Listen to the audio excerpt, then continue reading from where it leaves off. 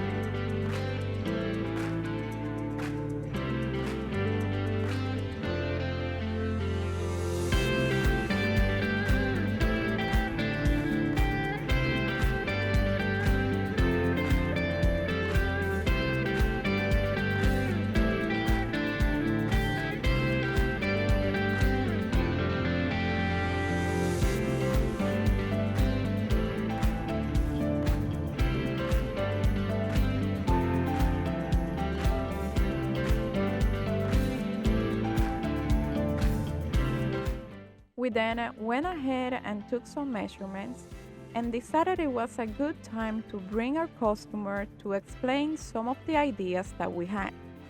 All throughout the builds and renovations that we do, we like to keep our customers informed, but also we want them to be part of the process. That way we can take into account their preferences and also their ideas.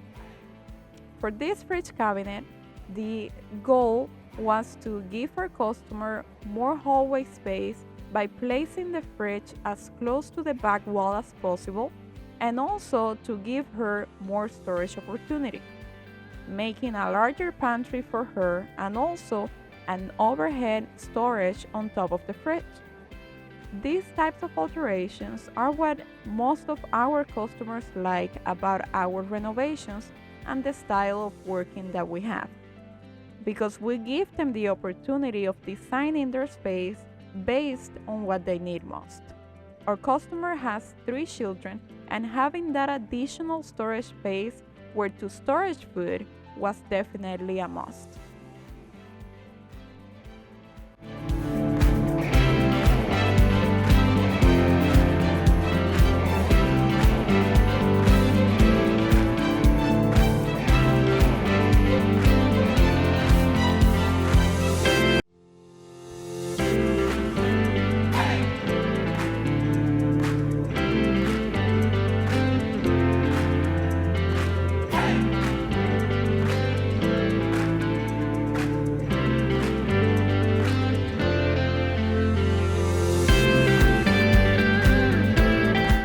Back outside, we were ready to make all of our cuts in the plywood. These pieces would be the face of the cabinet, and we used the 1/4 inch plywood because that is the same thickness that the leading manufacturers use in the industry.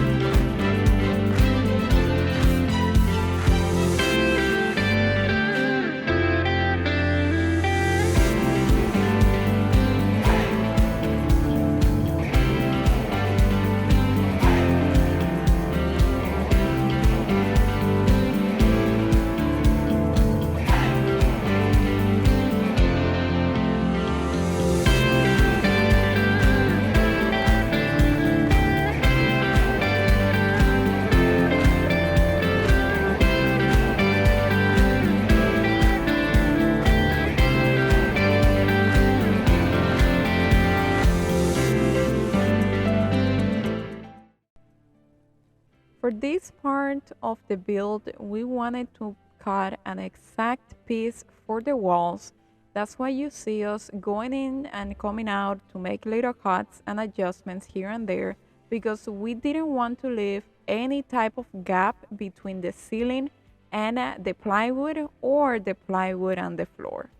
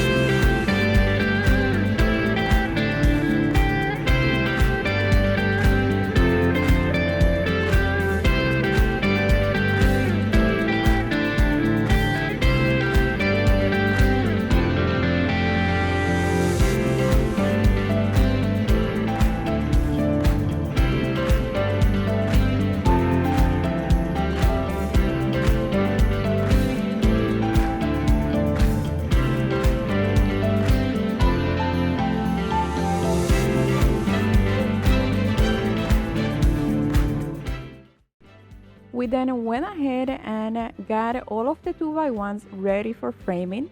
We needed, of course, a lot of these pieces, so we kept taking measurements and then coming out to make the guts and so on.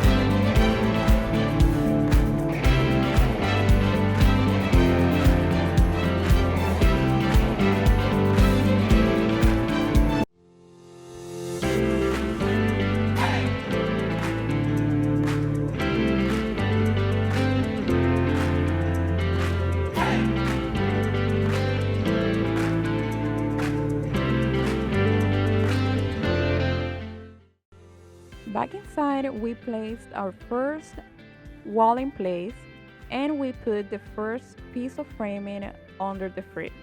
As you can see, we used silicone for this particular part of the framing because we didn't want to screw anything on top of the plastic cover for the wheel.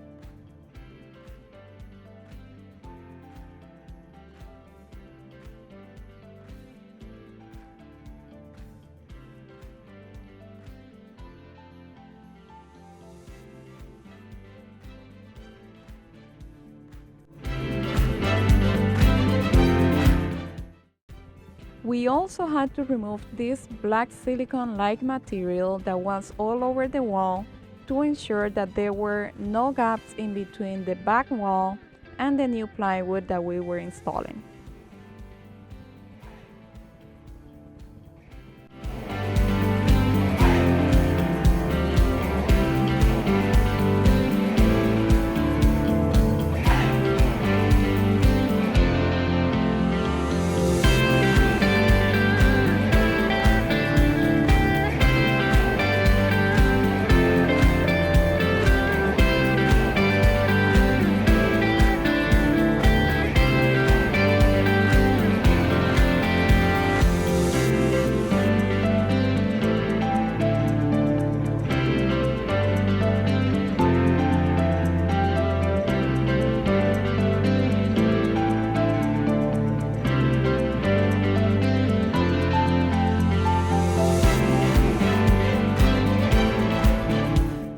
Once in place, we then put a piece of 2x1 where the plywood would rest and be attached to.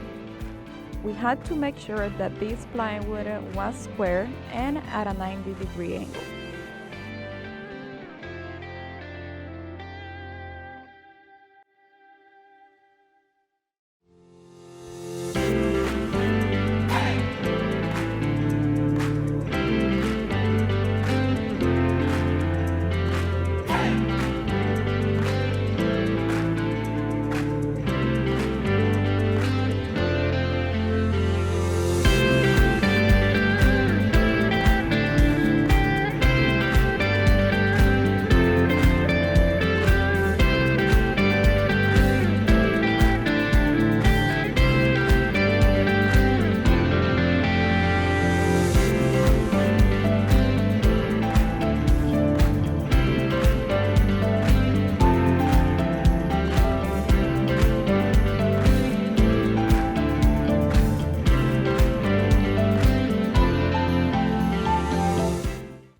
And then of course we did the same to the other side.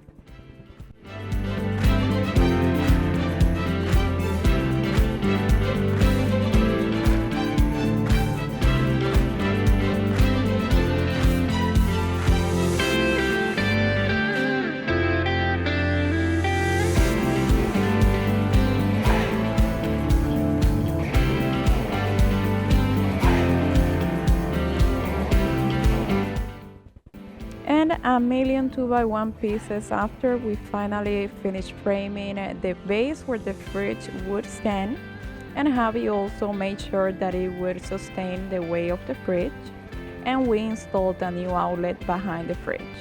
Here's some pictures, and this is how it was looking throughout the entire build process. As you can see, it was just a matter of finishing all of the framing, and then we just had to cover the rest.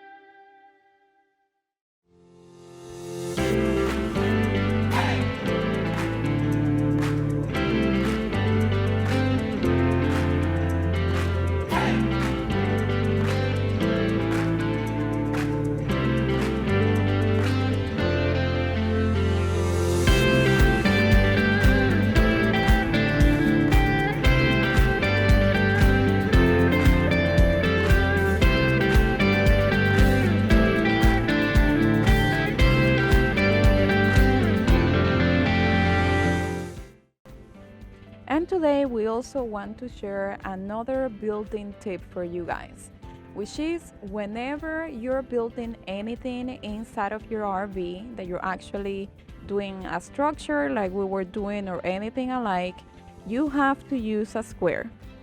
We know that the norm when building things is to use a leveler to make sure that everything is straight and so on. However, when you're building inside of an RV, you will never be 100% level. So if you use a leveler, it will give you the wrong information, and at the end, your build will not be straight. I promise you guys, if you use the square, everything will work out perfectly fine. Once we had the frame complete, it was just a matter of cutting up and placing the inside and the outside walls, as you can see here.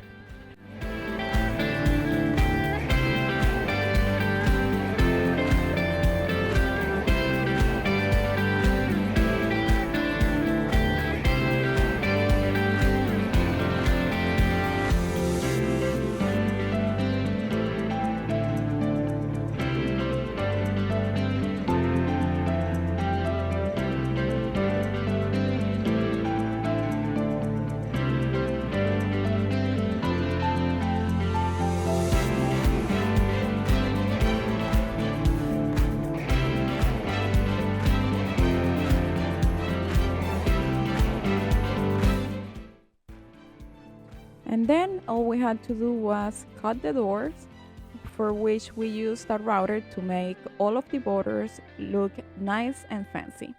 And that is it for today's video, guys. Thank you so much for watching us, and we would love to hear what you think about this part of the build. Are you excited? Do you plan on doing something like this for yourself or for a friend? Just tell us what you think, and we'll get back to you guys. And remember that we also have a blog, javiandeli.travels.com, where you can see all of the tools that we use and also more information that we don't include in our videos. And we are on social media, on Facebook and Instagram, where we share more of our day-to-day activities. You can find us there, Javi and Eli Travels, and we hope to see you guys on the next video. Stay tuned. We are not finished with this renovation, and we will be posting up more of the amazing renovation that we did for this Class C RV. Thank you so much and have a great rest of your day.